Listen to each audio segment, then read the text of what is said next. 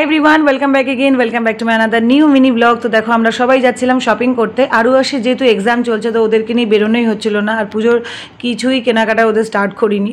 তো এক্সাম চলতে চলতে 2-3 দিনের ছুটি ছিল, তো দাদা বললো যেহেতু পুজোয় দেবে দাদা, তো দাদা বলছে চলো ঘুরে আসি, কালেকশন কী আছে দেখে আসি। তো চলে এসেছিলাম সোজা বাজার কলকাতায়।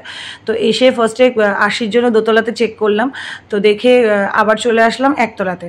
ওখানে আরুর জন্য কিছু দেখা আমরা স্টার্ট করলাম, দেখে আমরা ডিসাইড করলাম যে আরেকটা মলে গিয়ে সামনে দেখবা। বাইরে চলছিল প্রচণ্ড বৃষ্টি, তাও আমরা গেছিলাম সামনের একটা মলে, যে সেটা হচ্ছে এম বাজার। সেখানে গিয়ে আমরা চেক করব বলে গেছি যে কোথায় কি বেটার হয়, তারপরে দেখে নেব।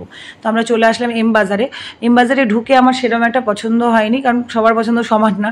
আমার পছন্দ হয়নি আরও আসার জন্য কিছুই, তো টাইম ওয়েস্ট ওখানে বিলকুলই করিনি।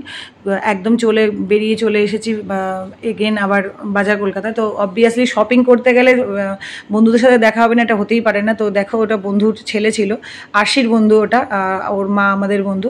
তো এরপরে এই পেছনে যাকে দেখছে ওটাও আরুর বন্ধুর মা। তো এরম দেখা হয়ে গেল, গল্প টল্প করে আমরা আবার শুরু করে দিলাম জামা কাপড় নেওয়া।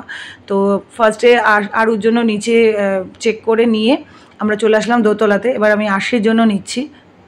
তো আরুর নিতে বেশিক্ষণ লাগেনি, ঝটপটি হয়ে গেছিলো, বাট আশির বেলায় অনেকটা টাইম লেগেছে, বিকজ ও এটা নেবে না ওটা নেবে না। ওর এক্সপ্রেশন দেখলেই তোমরা বুঝতে পারবে এটা না ওটা না সেটা না করেই যাচ্ছিল। তো যাই হোক ফাইনালি নিয়ে নিল, আর আরু এই ভিডিওটা তুলছিল বলে ও নিজেকে একবার দেখিয়ে নিল। তো বলেছিলাম ওদের বন্ধুদের সাথে দেখা হয়েছিল, তো এই দুজন হচ্ছে আরু আর শিরি বন্ধু। তো ওদের মাদের তো আমি দেখালামই আগে।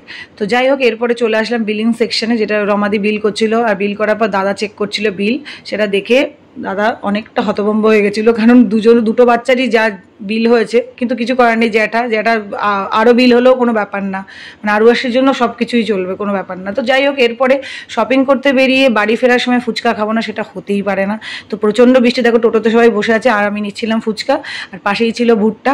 তো ভুট্টা দিচ্ছি শেষ হয়ে যাচ্ছে, আবার দিচ্ছি শেষ হয়ে যাচ্ছে, আমি ওই করছিলাম। আর এরপরে কি চলে আসলাম আমরা সবাই বাড়ি, আর আমরা সবাই তোমাদের বলে দিলাম গুড নাইট, ভালো থাকবে। এই ব্লগটা দেখার জন্য thank you so much, bye bye, good night, take care.